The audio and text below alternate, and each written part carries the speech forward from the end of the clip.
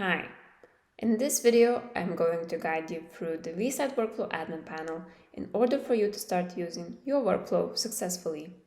First, go to workflow.vsight.io and log in with your admin credentials.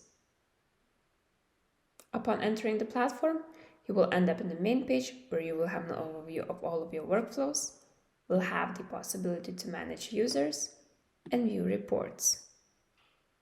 Let's go back to the main page and review the information there. So in this section, you will see a list of all of your created workflows.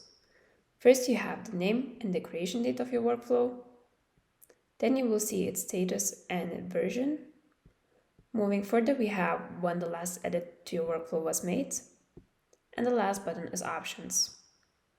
Once you click on this button, you will have the possibility to assign or remove users, edit your workflow, publish a draft version, view the published version of your workflow, and delete workflow.